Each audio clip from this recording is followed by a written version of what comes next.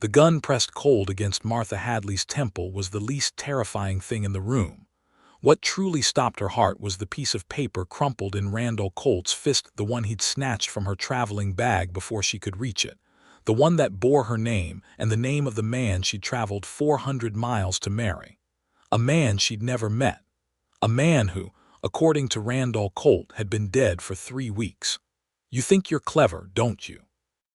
Randall said, his voice low and oiled with the particular menace of someone who had never once been told no. "Coming out here with your letters and your pretty handwriting, coming to claim what belongs to me." Martha did not tremble. She had promised herself, somewhere between Kansas City and the dust-choked plains of New Mexico territory, that she would not tremble in front of men like this. She had trembled enough in her father's house. She had trembled enough at her mother's grave. She was 24 years old and she had crossed half a continent on the promise of a new life, and she was not going to tremble now. "Nothing here belongs to you," she said. The gun pressed harder. The year was 1878, and in this part of the territory there was very little law and a great deal of Randall Colt. Then the door of the jailhouse, because that is where Randall had dragged her, into the single-room structure that served as both jailhouse and sheriff's office in the town of Redemption, New Mexico, burst open. A man stepped through it with the particular kind of calm that only comes from someone who has mastered the art of being dangerous without announcing it. He was tall, sun-darkened, with a jaw that looked like it had been carved from the same red sandstone that surrounded this town. He wore a deputy's badge that caught the late afternoon light and threw it back in pieces. His eyes moved once around the room, taking in the gun, taking in Martha, taking in Randall Colt's particular brand of cruelty with the efficiency of a man who had seen all of it before. "Randall," said Edgar Hawkins, "put the gun down. Stay out of this, Hawkins. This is a private matter. The lady doesn't look like she agrees." Martha watched something happen in the space between those two men, a history, a tension, a mutual understanding of what the other was capable of. She did not know yet what that history was. She did not know yet that Edgar Hawkins was the reason Randall Colt hated this town. She did not know yet that she had arrived in Redemption at precisely the moment that hate was about to detonate. What she knew was this: Edgar Hawkins had calm eyes and a steady hand, and when he looked at her, it was not the way men usually looked at women who had been dragged somewhere against their will. He looked at her like she was a person who deserved to be asked what she needed. She had not been looked at that way in a very long time. "Miss," he said, keeping his eyes on Randall but speaking to her, "are you hurt?" "Not yet," she said. The ghost of something, not quite a smile, moved across his face, and then everything happened very fast. 3 weeks earlier, Martha Hadley had been standing in the post office in Kansas City, Missouri, reading a letter for the 4th time. It had arrived in the general bundle forwarded to her cousin's address, and it was addressed in a careful, deliberate hand that suggested a man who had not written many letters but was trying very hard with this one. The return address said Redemption, New Mexico territory. The name at the bottom said Chester Muir. Chester Muir had been Martha's intended. She had answered his advertisement in the Prairie Farmer Gazette, one of those brief, formal notices that men in the territories placed when they needed wives, and had no way of finding them through ordinary social means. He had written her 4 letters over the course of 5 months. He had described himself as a man of moderate means and considerable loneliness, which she respected for its honesty. He had described Redemption as a town with possibilities, which she suspected was the most generous possible interpretation of the truth. He had asked if she would come, and she had written back and said yes, because what was she staying for? Her father had died the previous winter, leaving behind debts that swallowed the house and most of the furniture. Her cousin Ruth had taken her in out of obligation, and made sure Martha understood that obligation had limits. The man she had once believed she would marry, a banker's son named Thomas, who had soft hands and a softer spine, had retreated the moment the debts became public knowledge, because men like Thomas always did. Martha Hadley was not bitter about Thomas. She had stopped being bitter about Thomas somewhere around the second month of sleeping on her cousin Ruth's parlor settee. She had moved directly into Pragmatic, which was a much more useful place to live. So she had written to Chester Muir and said yes, and she had spent the remaining weeks sewing 2 new dresses and selling her mother's cameo brooch to cover the train fare and the stage connection from Santa Fe to Redemption. She had packed everything she owned into a single trunk and a traveling bag. She had said goodbye to Ruth, who had kissed her cheek with relief barely disguised as affection. She had climbed onto the train without looking back. The journey had taken 11 days. She had arrived in Redemption on a Tuesday afternoon in late October of 1878, stepped off the stagecoach into a main street of rutted red dirt, and walked directly to the address Chester Muir had given her. The general store, which also served as the town's informal message center. The woman behind the counter, squat, practical, with kind eyes that were doing their best not to show pity, had looked at Martha's traveling bag and her careful dress and her chin that was lifted just slightly too high for someone who wasn't nervous, and had said, "You must be the one Chester was expecting." The past tense had announced everything. "He passed 3 weeks back," the woman, whose name was Norma Hatch, had said. "Fever took him quick. I'm sorry, dear. I sent a letter to the address he had for you in Kansas City, but I suppose it crossed with your departure." Martha had stood very still, the way she had learned to stand when news arrived that would change the shape of everything. "I see," she had said. "You got money to get home." Home. That was a word that required a home to return to. "I'll be fine," Martha had said. "Thank you." She had turned to go and had walked directly into the chest of Randall Colt. Randall Colt was the kind of man who filled doorways deliberately. He was broad and handsome in a way that had probably charmed people earlier in his life, before whatever darkness lived behind his eyes had become too obvious to ignore.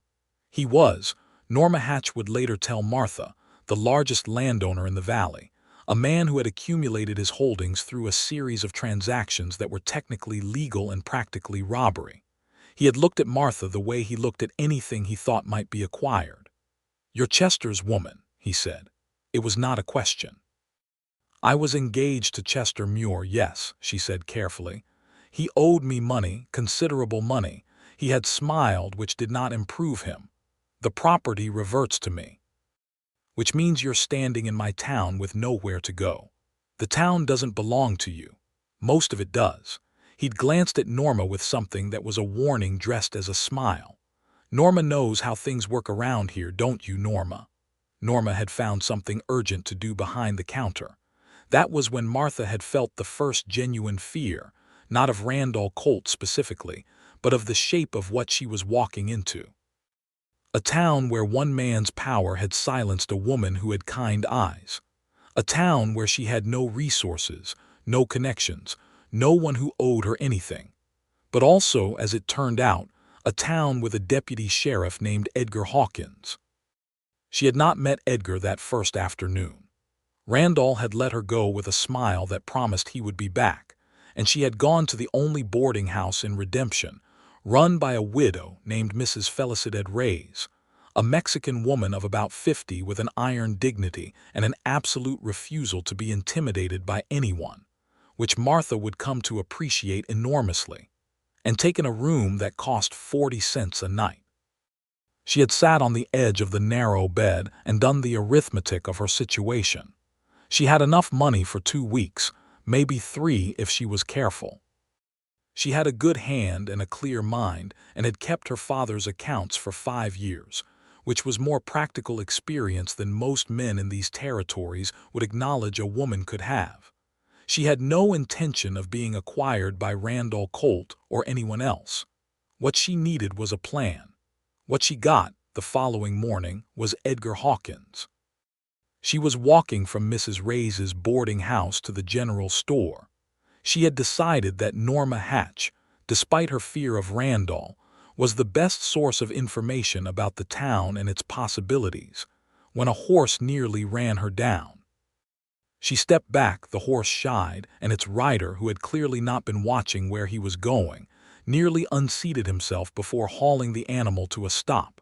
He looked down at her from the saddle with an expression that started as irritation and rearranged itself very quickly into something else.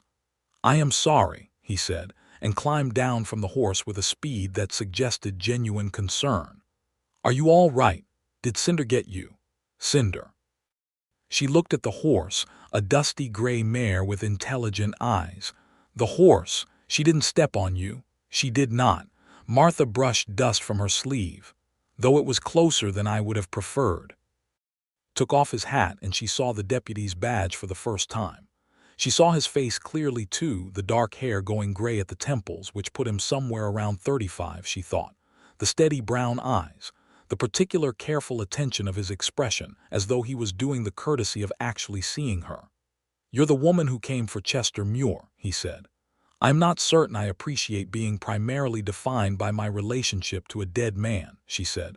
"But yes, Martha Hadley." He processed this, including, she noted, the edge in her voice which he did not flinch from or dismiss, and then said, "Edgar Hawkins, I'm sorry about Chester. He was a decent man. So everyone says." She paused, except Randall Colt, who says he owed him money. Edgar's expression shifted into something carefully neutral, which told her more than any expression of anger would have. "What did Colt say to you?" "That the property reverts to him, that this is his town." She watched Edgar's face. "Is it?" "Not legally, but practically." He was quiet for a moment. The street moved around them, a wagon, a woman shaking a rug from an upstairs window, two boys chasing a dog past the farrier's shed. It was a town that wanted to be normal, she thought. It was trying very hard. "Come with me," Edgar said. "I want you to talk to someone." He took her to the sheriff's office, to Sheriff Aldous Brand, a man of 60 who had the look of someone who had been worn smooth by his circumstances, like a river stone. He was not a bad man. He was an exhausted one. He listened to Martha's account of her conversation with Randall Colt, and then said what she had already suspected. That Colt had been the dominant power in the valley for 7 years, that the previous sheriff had been in his pocket, that Brand himself had come in 2 years ago with intentions that had gradually been ground down by the reality of what one lawman could do against a man with 40 riders and a county commissioner who owed him favors. "What he said about the property," Brand told her, "is mostly true. Chester had a loan from Colt. The terms were bad, which Chester knew but was desperate enough to accept. The land does revert. There's nothing there for you, Miss Hadley, legal-wise." "But," she said, because she could hear one. Brand glanced at Edgar. Edgar said nothing, but something moved in his expression. "There may be another way," Brand said. "The land on the east side of the valley, the parcel Chester had, there's a dispute about the survey. If the survey boundaries are wrong, and I believe they are, the reversion clause doesn't hold. But proving it means getting the original territorial land records, and those are in Santa Fe." "Which is 2 days' ride," Edgar said, "and Colt has men on every road." "Then we need to be cleverer than his men," Martha said. Both men looked at her. She had the particular sensation of being evaluated and passing a test she hadn't known she was taking. "You got any reason to go to Santa Fe?" Edgar asked carefully. "I have no reason to go anywhere or stay anywhere," she said. "That is precisely the problem and possibly the solution. It was the beginning of something, though none of them would have named it yet." What began that morning in Aldous Brand's tired little office was a plan, a practical, dangerous, carefully constructed plan to unseat Randall Colt's hold on Redemption's eastern valley. But plans in the Wild West in 1878 never stayed as clean as their beginning. Martha took the job of recording clerk that Brand offered her. It paid $1 a week, and came with access to all the legal correspondence that came through the office, which was more valuable than the dollar. She moved her meals to the mornings instead of evenings, because the boarding house's morning meal was larger and cost the same, which saved her money she couldn't afford to spend. She learned the town the way she had always learned difficult things, systematically, without sentiment, building a map of its alliances and resentments and obligations. She learned that Edgar Hawkins had come to redemption 5 years ago from Texas, that before Texas, there had been something in Arkansas that people mentioned only sideways, that he had been a marshal in a larger town before he was a deputy in this one, and that the demotion was connected to an event involving Randall Colt's older brother, who was dead.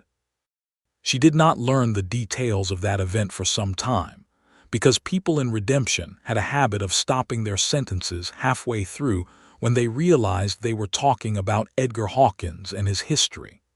She learned that Randall Colt hated Edgar with a focus that had the quality of something personal and festering, that he wanted Edgar gone from redemption as much as he wanted the Eastern Valley land, and that he had so far been unable to achieve either because Edgar was the sort of deputy who was simply too difficult to remove without creating a scene that even a compliant county commissioner would have to notice.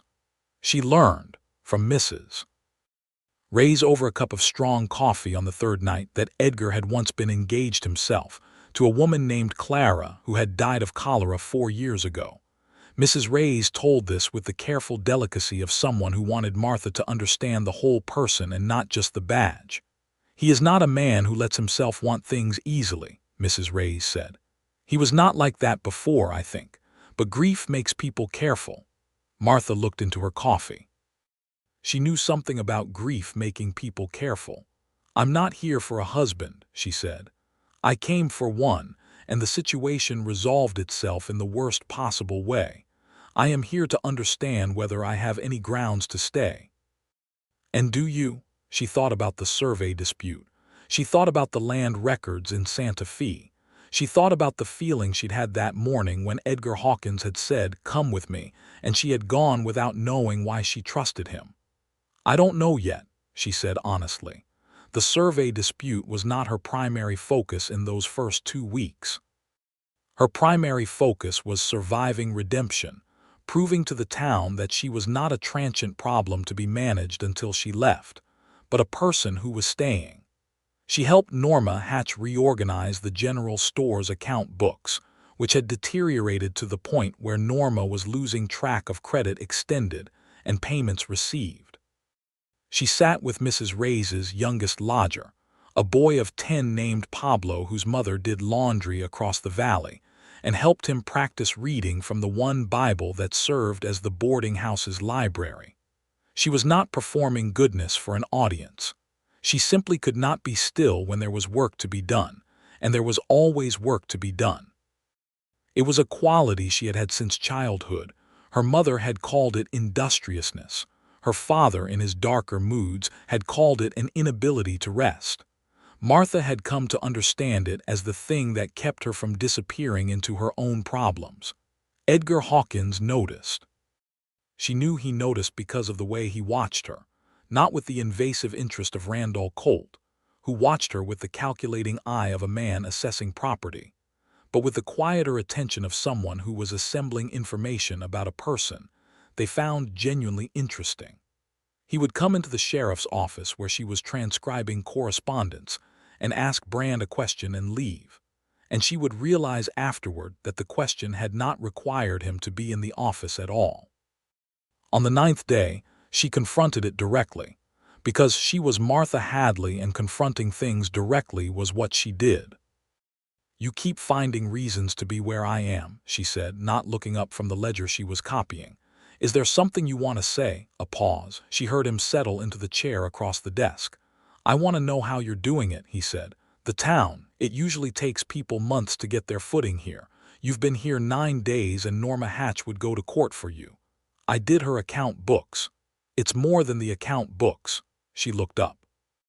He was watching her with that careful, direct attention of his, the kind that made her feel that he was interested in what she actually thought rather than what he expected her to think. "I find useful things to do," she said. "It is the most efficient way to establish that you belong somewhere. You're not sure you belong here." "I'm not sure I belong anywhere, that's rather the point." She held his gaze. "Where do you belong, Deputy Hawkins?" It was a more personal question than she had intended, and she saw that he felt its weight. He was quiet for a moment, looking at the window where the November light was coming in thin and yellow.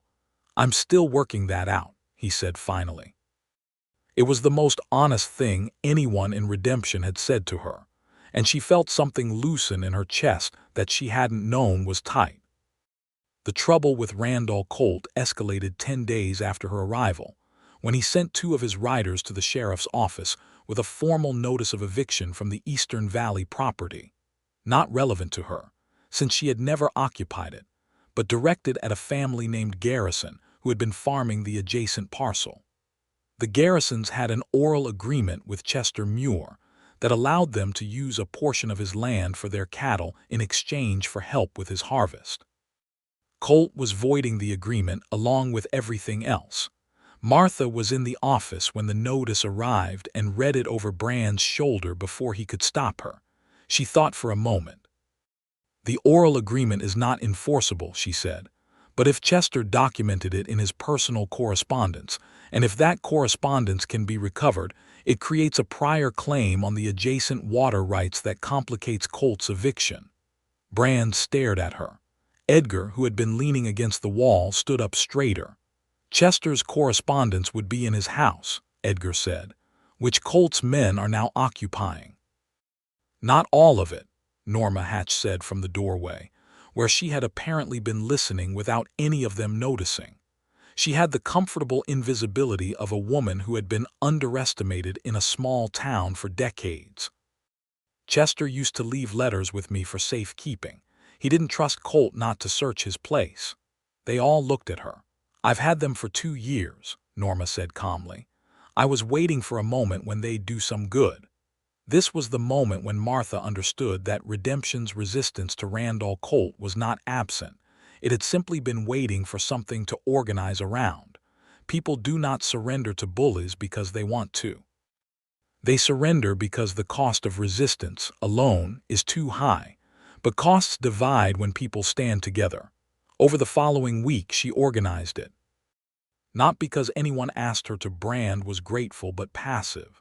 The Garrison family was frightened. Norma was steady but isolated.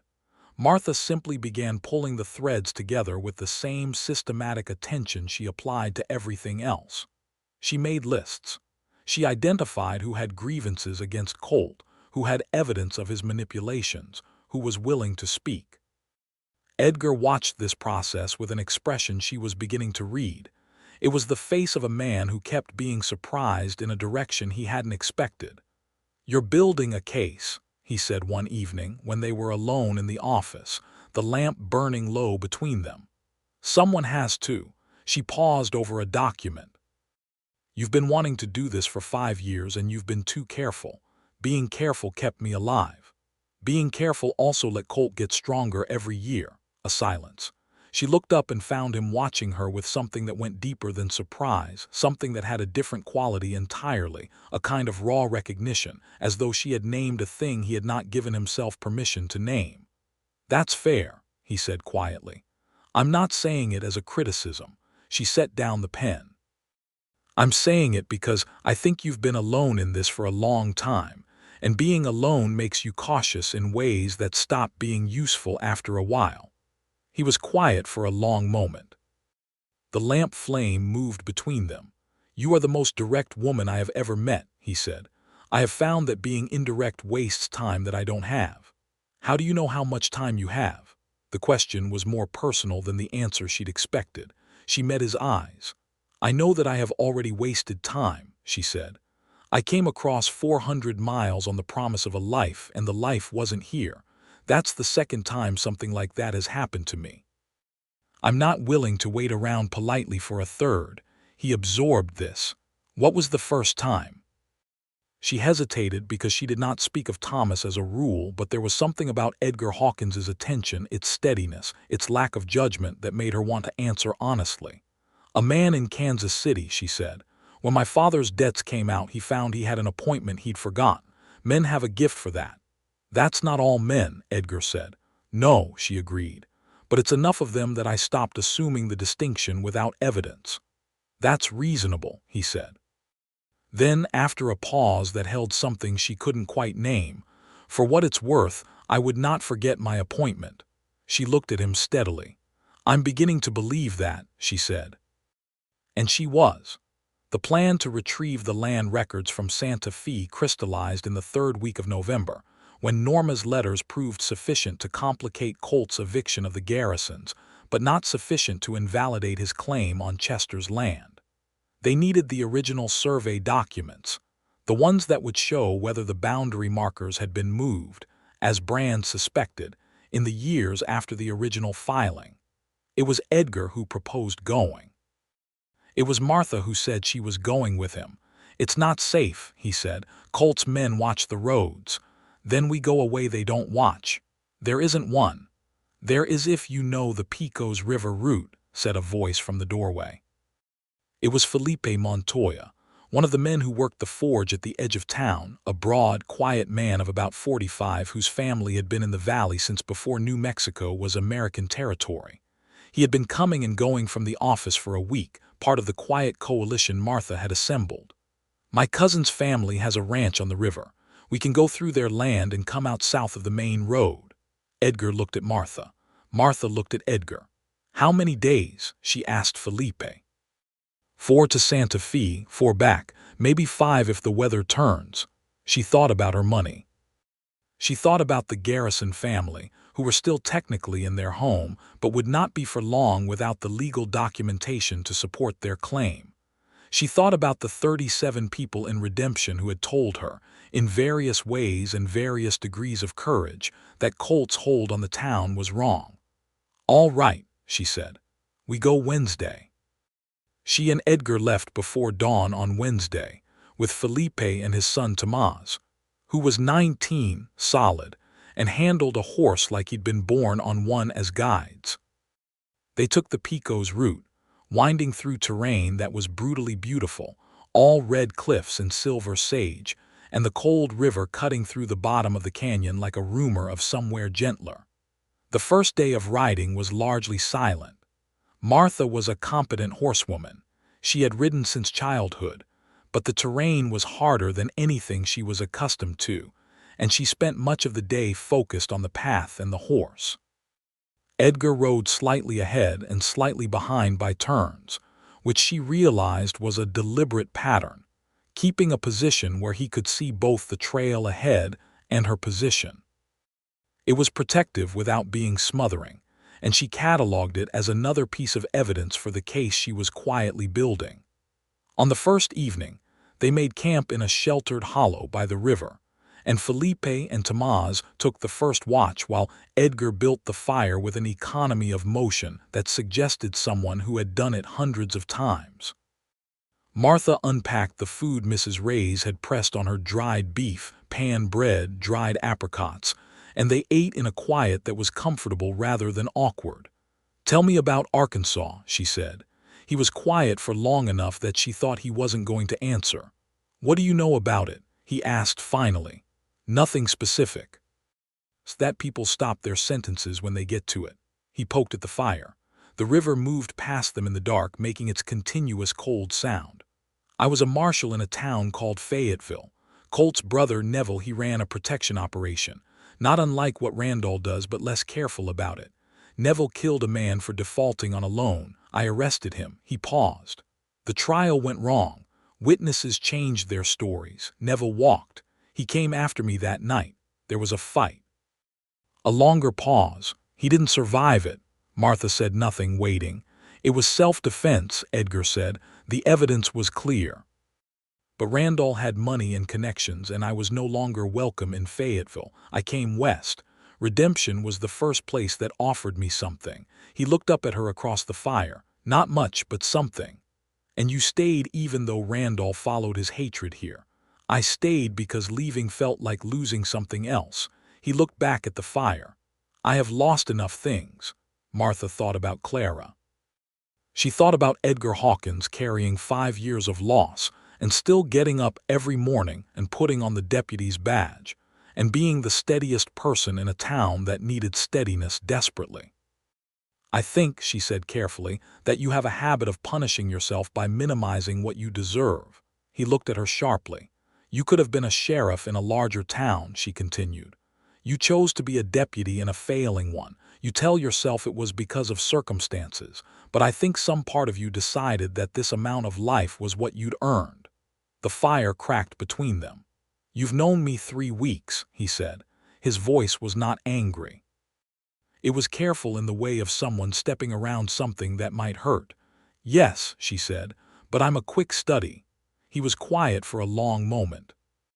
When he finally looked at her, his expression had something in it that she had not seen there before, a kind of unguarded openness, as though the careful management he maintained as a matter of survival had slipped, just briefly, and she was seeing what lived underneath it. You might be right, he said. I'm not sure I like that. You don't have to like it, she said. It's still true. They reached Santa Fe on the afternoon of the 4th day, coming in from the south on dust-caked horses with a hard sun behind them. The Territorial Land Office was a sandstone building near the Central Plaza, staffed by a clerk named Morrison, who had the harried energy of a man entirely overwhelmed by his work. Martha handled Morrison. She had always had a gift for bureaucracy, for identifying exactly what a bureaucrat needed in order to say yes, which was usually clarity, patience, and the firm impression that the work would be worth doing. She explained what they needed with precision, offered Morrison the case number from the original survey filing that Brand had given her, and waited with folded hands while Morrison disappeared into a room of stacked ledgers. Edgar watched her with his arms crossed in something that was very close to admiration. "You're frightening sometimes," he said quietly so Morrison couldn't hear. "I'm thorough," she corrected. "There's a difference. The difference is small." She looked at him sideways. "Is that a compliment?" "It is absolutely a compliment." She looked away, but not before he saw the corner of her mouth move. Morrison returned with the original survey documents and a secondary filing that neither of them had known existed. A boundary amendment dated 3 years after the original, filed under a different reference number, which showed that the eastern markers had been moved approximately 60 feet in favor of the land that Colt had subsequently acquired. The boundary had been falsified. It was documented in the territorial records, in ink that had been sitting there for 4 years waiting for someone to ask the right question. "Edgar," she said. "I see it," he said. He was standing very close to her, reading over her shoulder, and she could feel the warmth of him in the cool air of the office. "This is enough. This is more than enough," she said. "This is everything." She looked up and found his face very close to hers. There was a moment contained, precise, suspended in the dusty afternoon air of the Santa Fe Land Office, where neither of them moved, and she understood that what was happening between them was not only about land records and justice, that it had not been only about land records and justice for at least a week, possibly longer. Then Morrison came back with a copy seal and the moment ended, and they were practical people again, focused on practical things. But she was aware, riding back through Santa Fe to find lodging for the night, that something had shifted. The shift was small and permanent, the way small permanent things always are, barely visible in the moment, impossible to undo afterward. They stayed that night at a respectable boarding house near the plaza, she and Edgar in separate rooms, because that was how things were done, because she was not a woman who would compromise her position, because he was not a man who would ask her to. But they sat in the small courtyard after the evening meal with cups of coffee, in the warm dark of a New Mexico autumn night, and talked in a way they had not quite managed before.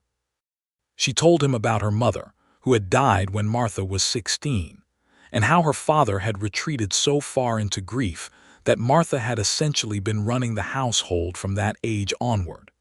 She told him about the accounts, the careful management of a diminishing estate, the quiet years of work that no one had acknowledged because the work was invisible in the way women's work always was. She told him about the cameo brooch she had sold, her mother's, and how she had stood in the pawnbroker's shop in Kansas City and told herself it was practical and had not cried until she was outside. He listened the way good listeners do, without filling the silences, without redirecting to his own experience, without offering comfort that minimized. He just listened and was present in it with her. She would have liked this, Martha said eventually, gesturing at the night, at the plaza, at the general direction of the adventure they were having. She liked people who did things. She used to say that the worst waste in the world was a good mind with nowhere to put it. She sounds like someone I would have liked, Edgar said. She would have liked you, Martha said, and then immediately felt exposed by the certainty of it, as though she had said something more personal than she'd meant to. He was quiet for a moment. Can I ask you something? You can ask. When all of this is resolved, when Colt's claim is invalidated, and the garrisons are secure and redemption is whatever it becomes after, what do you want to do? She looked at the night sky. It was extraordinary out here, the sky, the way it went on and on without anything human to interrupt it. I want to stay, she said. I know that sounds strange. I came here for a man and the man is gone and the logical thing would be to go back. But I don't want to go back. There's nothing to go back to and there's something here I didn't expect. What's here? She looked at him. I think you know what's here, she said. He held her gaze for a long time. The courtyard was quiet around them, just the distant sound of the plaza and the soft movement of air. I would like, he said carefully, in the manner of a man being very deliberate about what he said because he understood its weight, very much for you to stay. It was not a declaration. It was more than a declaration. It was a man who had spent 5 years being careful about what he wanted, saying plainly that he wanted something, and she understood the courage that required. Then I'll stay, she said, and meant it with everything she had. The ride back to Redemption took 5 days because the weather turned on the 3rd day, as Felipe had warned it might, and they spent an unplanned night at a ranch house belonging to Felipe's cousin. A warm, crowded place full of children and the smell of cooking and a fire that burned through the storm outside. Martha sat at the long table and helped the cousin's wife, a woman named Guadalupe, translate a letter for one of the children's school enrollment, because she had enough Spanish and Guadalupe had enough English, and between them they managed. Edgar watched her from across the room with an expression. She was no longer trying to pretend she didn't notice. She was no longer trying to pretend a lot of things. On the last night before they reached Redemption, camped again by the river with the weather cleared and the stars returned, Felipe and Tomás had gone to sleep early and she and Edgar sat by the fire and the conversation ran out of its comfortable practical channel and moved somewhere else entirely. Edgar, she said. Martha, he said at the same time in the same tone. They both stopped. Then, improbably, she laughed, a genuine laugh, surprised out of her by the absurdity of it, and he laughed too. And the laughter dissolved something that had been careful and maintained between them, and he reached across the space between them and took her hand. His hand was warm and rough and held hers with a firmness that was not possessive but certain, and she turned her palm up and held his back, and they sat like that for a long time without speaking, watching the fire and listening to the river, and she thought that this exact moment, these hands, this quiet, was the kind of thing she had stopped believing in somewhere between the pawnbroker's shop and the Kansas City train station. I am not a man who does things halfway, he said finally. I want you to know that if I'm in something, I'm in it. I know that about you, she said. I just want it said clearly. It's said clearly. She squeezed his hand. I'm not a woman who does things halfway either. I know that about you, he said, and she could hear the warmth in it. They returned to Redemption on a Thursday afternoon, dusty and saddle-tired, and carrying the documents that would change everything. Martha went directly to Brand's office. Edgar went with her. Felipe and Tomás went home to their families, and Tomás, who was 19 and had spent 5 days watching 2 adults be very deliberate about not saying things that were obvious, shook his head with the particular exasperation of youth. Brand looked at the documents for a long time. He looked like a man who had been holding something heavy for a very long time and was beginning to understand that it might be possible to put it down. This is enough, he said. This is more than enough. There's still Colt, Edgar said. "Yes," Brand said. "They're still Colt." They had known this moment would come. The moment when the legal case was clear, and the question became whether Colt would accept it or whether he would choose the other path, the one that was faster and louder and would require Edgar to be the thing he was capable of being and had been trying not to be. They called a meeting that Sunday in the church, which was the one building in Redemption that Colt's money hadn't touched, because the minister, a man named Reverend Calloway, had a spine made of iron and a community of people who came to his building every Sunday and would notice if anything happened to it. Martha sat in the front row next to Norma Hatch and Mrs. Reyes. The Garrison family sat across the aisle, the father Jim with his jaw set and his wife Eliza holding their 2 children tight. Felipe and others from the Valley community filled the room behind them. Brand laid out the case. He was not a dynamic man, but in this moment he was a clear one, and clarity was what the room needed. He explained the boundary falsification, the territorial records, the invalidity of Colt's claim. He explained what it meant for the Eastern Valley land. He explained what options remained. Colt was not there, of course. Colt had been informed through a legal notice as required and had sent no response, which was itself a kind of response. After Brand finished, Edgar spoke. He stood at the front of the church with his deputy's badge and his steady brown eyes, and said things that Martha could see the room needed to hear. Not legal things, but true things, about what it meant to have a community worth protecting and what it cost to protect it, and why the cost was worth it. He was not a man given to speeches, and the plainness of what he said made it more powerful than eloquence would have. Martha watched him and thought, with the uncomplicated certainty that had been her strongest quality since childhood, "I love this man." She had not expected it. She had come to Redemption for a practical arrangement with a man she did not know and had found instead this. This complicated, careful, deeply good person who had been damaged by circumstances and had not let the damage make him cruel, who had been betrayed by a system he'd served faithfully and had not let the betrayal make him cynical, who looked at her with the full weight of his attention and saw her whole and did not find that frightening. She had not expected it, and she was entirely grateful for it. The confrontation with Randall Colt came on the following Tuesday, and it came in the shape it always comes in when men like Colt feel the ground moving under their feet. Sudden, aggressive, designed to be frightening. He arrived at the sheriff's office with 6 of his riders and a lawyer from Albuquerque, and the lawyer laid a counterclaim on Brand's desk that was, Brand later said, technically clever and ethically abominable. It argued that the boundary amendment in the Santa Fe records was itself invalid, that it had been filed under a clerical error and had never been legally ratified. It was the kind of legal argument that required money and time to counter, both of which Colt had and Redemption did not. Martha read the counterclaim with the focused attention she brought to everything, while the Albuquerque lawyer watched her with the mildly patronizing smile of someone who had not yet understood who he was dealing with. Colt himself stood near the door, watching her with something that was not quite a smile and not quite a threat. "The ratification argument," she said, "depends on the assumption that the amendment filing required legislative ratification under the 1872 Territorial Act. It did not. The 1872 Act applied to primary filings, not amendments. Amendments fell under the prior 1869 framework, which required only a certified surveyor's signature, which the amendment has." Silence. The lawyer blinked.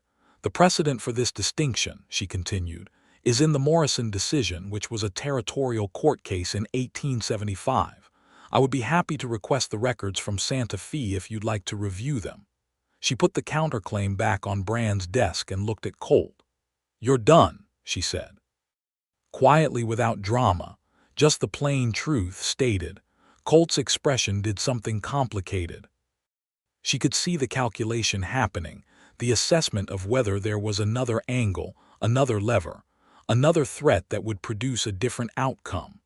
She could also see the moment when he determined that the legal route was closed and the calculation shifted to something darker. This is when the gun came out. Not in Brand's office, as it turned out. Colt was not quite stupid enough for that. But that afternoon, when Martha left the office to return to the boarding house, two of his riders followed her. She was aware of them. She was not running. She walked into Norma's general store instead, because Norma's store was never empty, and because she was not going to change her route for Randall Colt's men. Colt was already there. He had gotten ahead of her somehow, through the alley, and he was standing in Norma's store with one of his riders and the particular coiled energy of a man who has decided that the law is no longer the game being played. "You think those papers change things," he said. "I think they do more than think," she said. "I know they change things. I've been running this valley for 7 years. 6.5 years of fraud," she said. "I'm comfortable with that distinction." He crossed the store in 4 steps and grabbed her arm, and she did not flinch, and Norma made a sound of alarm, and then the door opened and Edgar was there. He had followed her. She realized afterward that he had followed her from the moment she left the office, far enough back that she hadn't noticed, close enough that he could move when he needed to. "Randall," he said, "put the gun down." Because by this point the gun was out, pressed to her temple, and Colt's calculation had moved past the point of legal strategy into something more fundamental and more frightening. "Stay out of this, Hawkins. This is a private matter. The lady doesn't look like she agrees." Martha, with the gun at her temple, was thinking several things simultaneously. She was thinking that she was not going to die in Norma Hatch's general store over a land survey dispute. She was thinking that Edgar's voice was absolutely steady, which was the most reassuring thing in the room. She was thinking about what she could do if the moment required her to do something. Which side of Colt was closer to the shelving? What was on the shelving? What she could reach? She was also thinking with an absurd precision that she had not yet told Edgar Hawkins that she loved him, and that she intended to do so at the earliest possible opportunity, and that she was going to be very irritated if Randall Colt prevented that. "Miss," Edgar said, keeping his eyes on Randall but speaking to her, "are you hurt?" "Not yet," she said. The ghost of something, not quite a smile, moved across his face. Then everything happened fast. Colt turned the gun toward Edgar, which was what Martha had been waiting for, because a gun pointed at someone across the room is pointed away from you, and she moved the moment the barrel moved, stepping hard into Colt's side, driving her elbow into his ribs with every ounce of her weight. Colt staggered. Edgar closed the distance between them in 2 strides, and then there was the controlled, efficient struggle of a man who knew exactly what he was doing, removing a gun from someone who did not deserve to have one. The rider by the door reached for his own weapon. Norma hit him across the shoulders with a flour sack, which was not, strictly speaking, a lethal intervention, but it created enough surprise that Edgar was already turning, badge in hand, and the rider made the calculation that his employer's situation was no longer one worth dying for. It was over in less than a minute. Colt ended up against the counter with his hands behind his back and Edgar's knee in his back and the gun on the floor, and Martha was standing 3 feet away with her heart going fast and her chin up. "Randall Colt," Edgar said, with the particular formal calm of a lawman who has been waiting for this for a long time, "you are under arrest for assault, for fraud under the Territorial Land Act of 1869, and for whatever else Brand can add to the list when I get you back to the office." "The county commissioner," Colt started. "The county commissioner," Martha said, "will be receiving a copy of the survey documents and a full account of this afternoon by the end of the week, along with a letter to the territorial governor's office, which is a step above his authority and therefore somewhat outside his ability to interfere with." She had drafted the letter that morning. She had thought this contingency was probable. Colt looked at her with a hatred that was pure and clean, stripped of strategy. She met it steadily. "Take him away, Edgar," she said. Edgar looked at her over Colt's shoulder, and his expression was something she had not seen on his face before, a full, open relief, and beneath it something warmer and less guarded than he usually allowed. He looked at her the way a man looks when he has been holding a weight for so long he'd forgotten what his arms felt like without it, and he can finally put it down. He took Colt to the jailhouse. The trial, when it came, took 6 weeks, and the county commissioner's eventual cooperation, which was forthcoming once it became clear that Colt's legal position was indefensible, and the commissioner's association with him was a liability rather than an asset. The Albuquerque lawyer, to his credit, withdrew from the case midway through, citing a scheduling conflict that fooled no one. Colt was convicted on the land fraud charge and served 5 years in the territorial penitentiary in Santa Fe. The boundary was restored. The Garrisons kept their ranch. The Eastern Valley land, without Chester's debt now invalidated along with the fraudulent claim, passed into territorial holding, which Brand immediately began the process of opening for legitimate homesteading applications. Martha filed an application. She was informed that a single woman could file under the homestead provisions, which had been clarified in the years since the original 1862 Act, and that her application was entirely valid. She had 160 acres of New Mexico territory on paper before December was out. In the week after Colt's arrest, while the initial legal process was underway and redemption was doing what towns do when a long-held pressure suddenly releases, exhaling, cautiously, testing whether the relief was real, Martha and Edgar existed in a state of something that had not yet been named but was perfectly understood by both of them. They worked together every day. She continued in the sheriff's office, and Brand, who was a pragmatic man, had stopped pretending this was temporary and started paying her $2 a week. Edgar came and went as his duties required, but there was a quality to his comings and goings that was different from before, a deliberateness, a directness of approach, as though the space between them had contracted and the navigation of it required different calculations. He asked her to walk with him one evening, which was the kind of invitation that both of them understood perfectly and that she accepted without pretending otherwise. They walked to the edge of town where the red cliffs started, in the cooling dark of a December evening that was clear and cold and full of stars. The desert in winter had a severity that she had come to love, the way it offered no softness, demanded your full attention, rewarded it with a beauty that was entirely its own. "I have been trying to find the right way to say something," Edgar said. "You usually say things directly," she observed. "This is the one thing I want to be sure I say right." She stopped walking and turned to face him. In the starlight he looked like a man who had arrived, after a long journey through difficult country, at a place he had not been sure he would reach. "I love you, Martha," he said. "I know it's only been 2 months.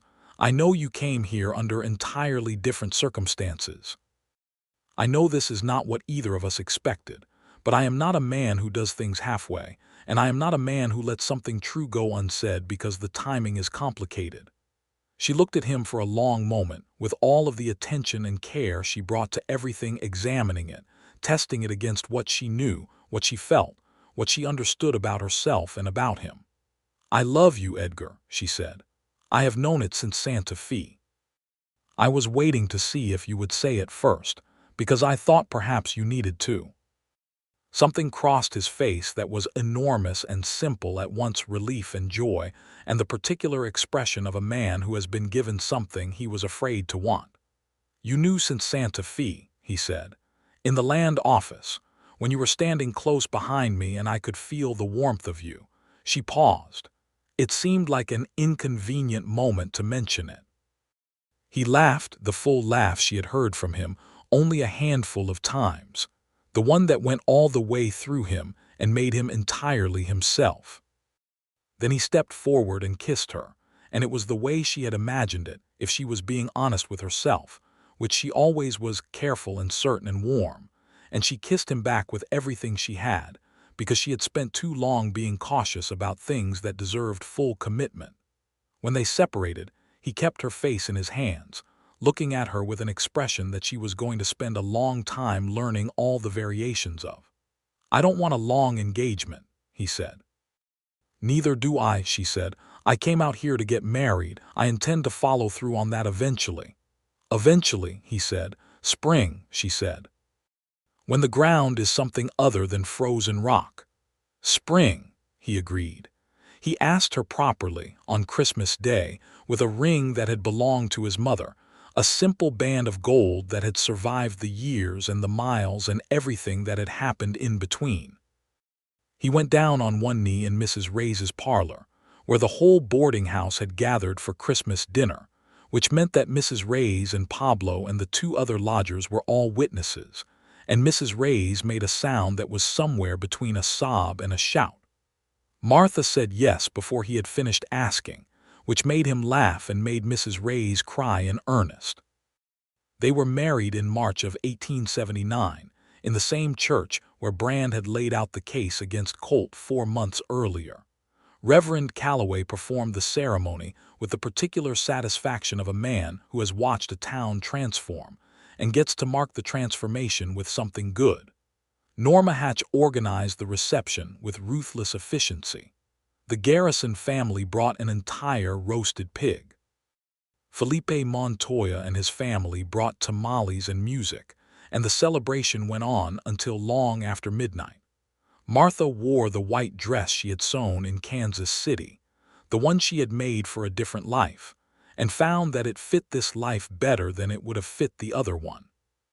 She wore her mother's cameo brooch, which Edgar had quietly tracked down and repurchased from the Kansas City pawnbroker through a letter to a contact in the city, and which had arrived in a small parcel 3 weeks before the wedding with a note in his handwriting that said simply, "You should have this."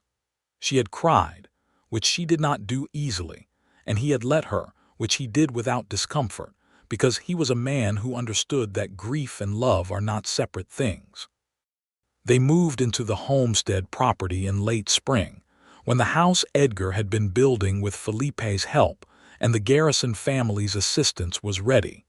It was not a large house.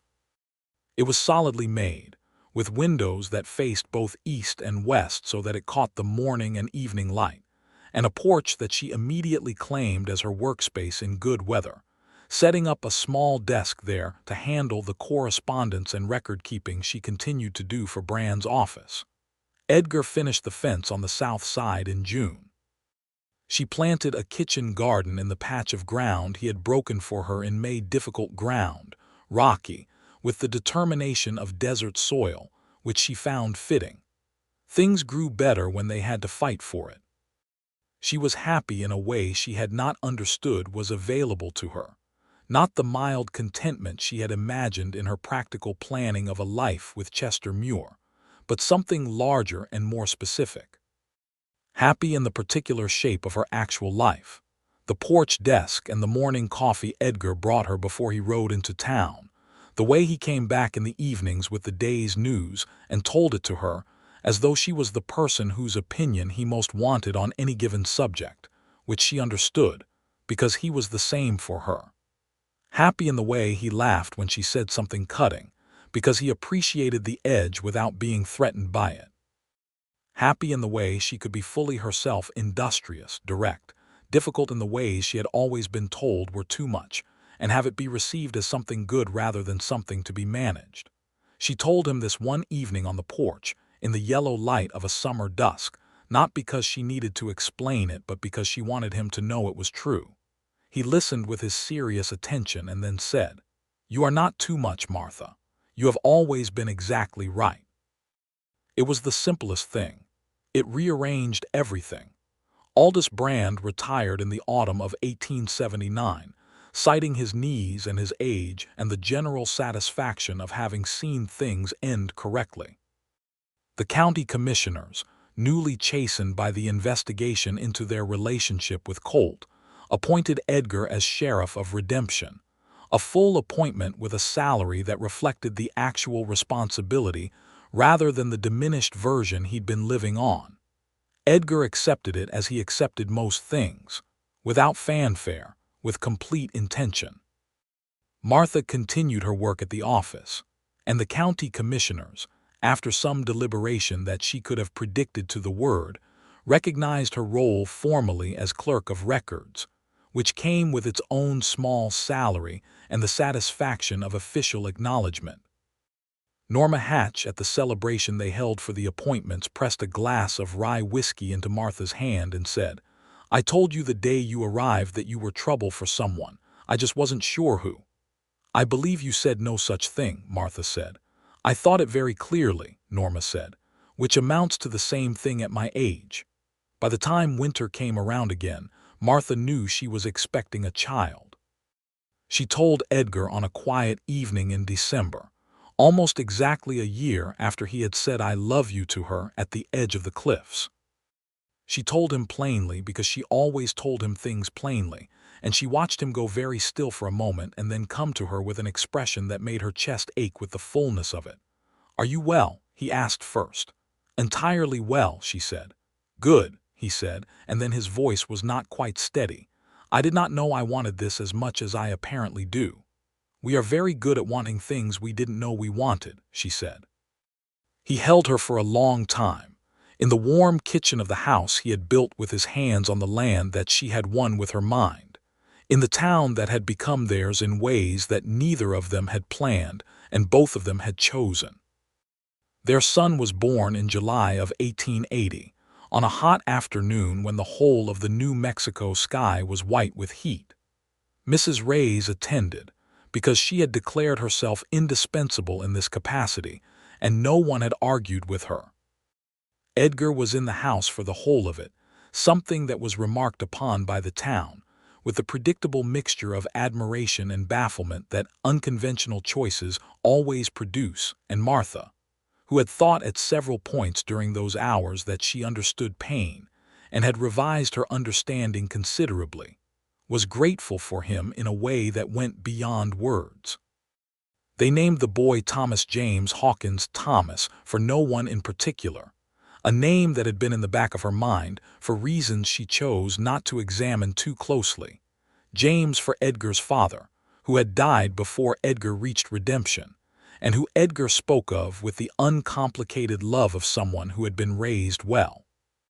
Thomas had Edgar's dark hair and Martha's blue eyes, and a disposition that was, from the first weeks, characteristic of both parents: stubborn, curious, absolutely unwilling to be managed. Redemption grew in those years.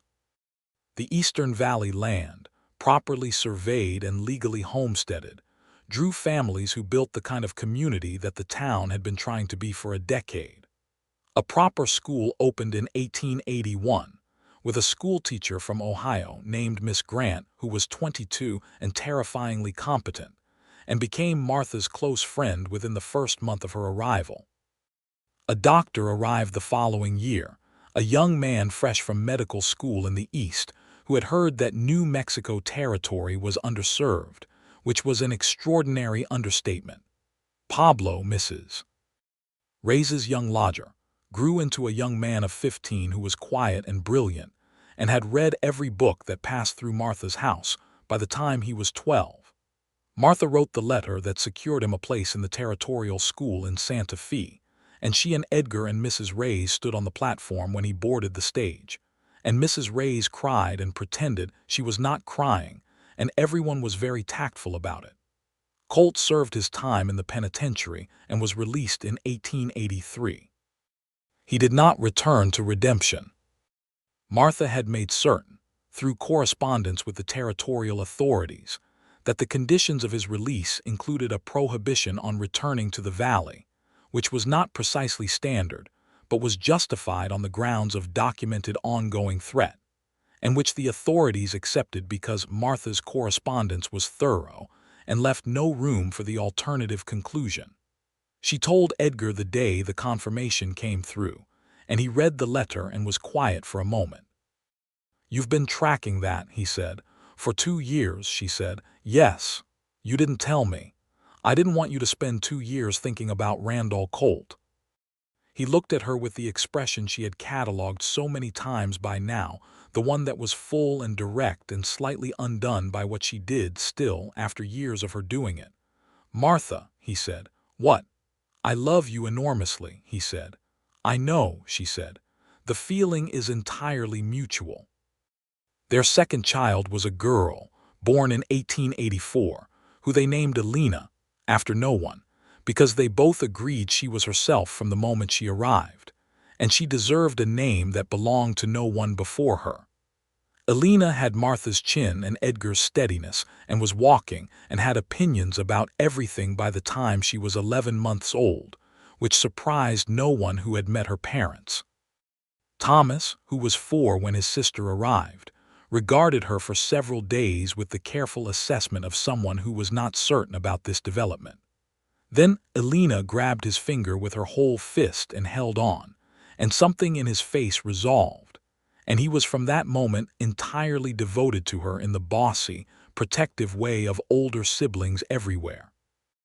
Edgar was the kind of father Martha had known he would be, present and consistent and genuinely interested, the way he was genuinely interested in everything that mattered to him. He taught Thomas to ride when the boy was 5. Standing at Cinder's head, the old gray mare was still going, slow and gray and entirely dignified, and talking Thomas through it with the patient steadiness he brought to every difficult thing.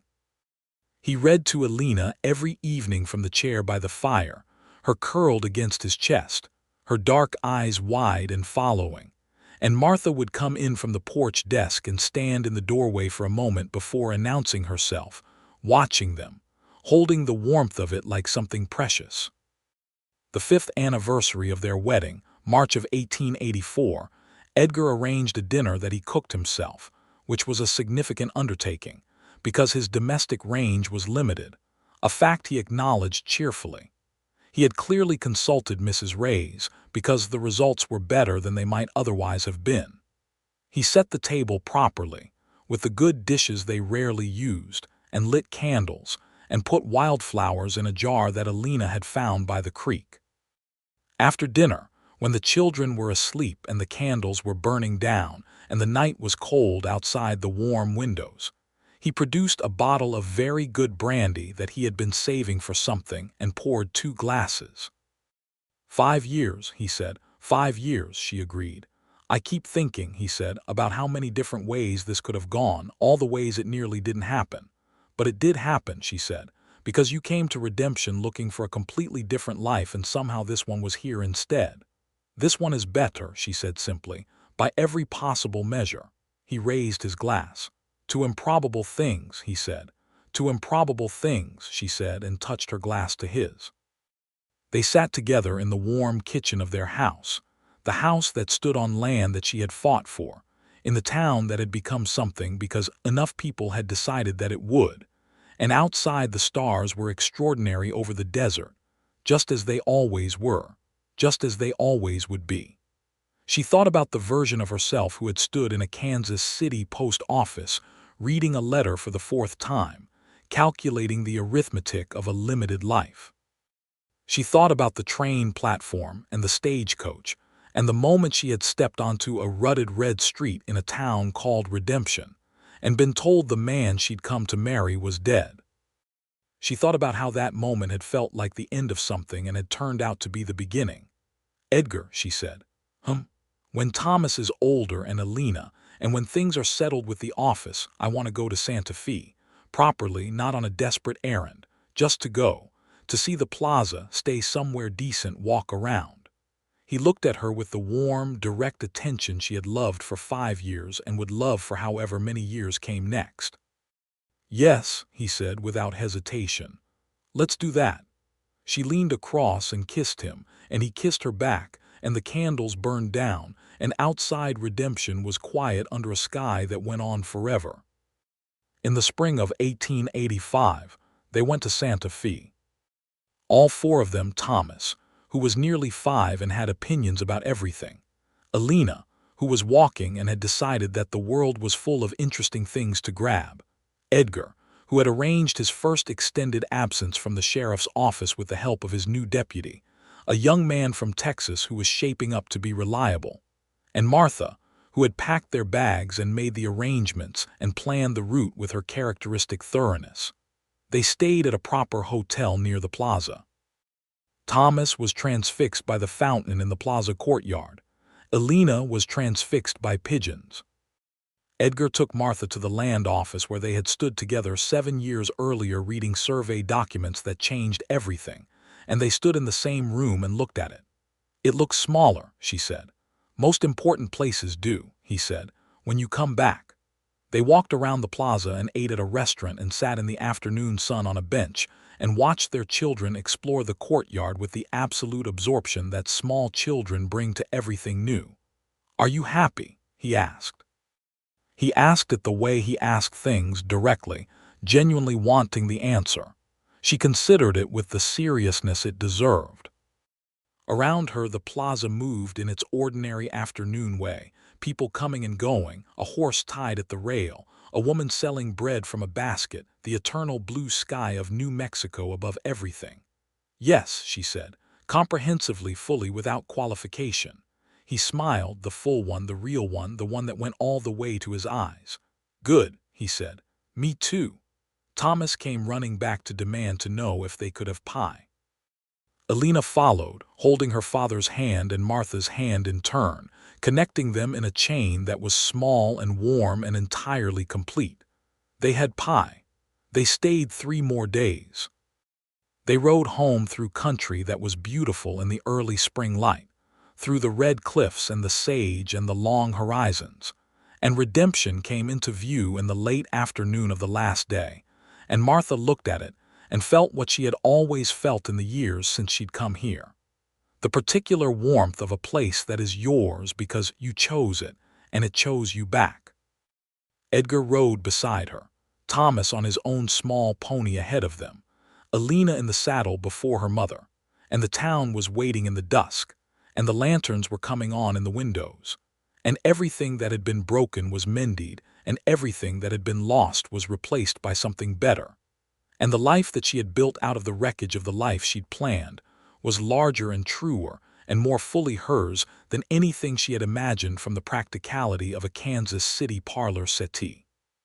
She was Martha Hadley Hawkins, and she had come to redemption with nothing but a trunk and a traveling bag and the refusal to tremble, and she had stayed, and she had built something real. The cliffs turned gold in the last light. The town lights grew brighter as they rode in. Her daughter pointed at things with interest. Her husband looked at her once across the space between their horses, and his expression said everything that needed saying. She looked back. They rode home.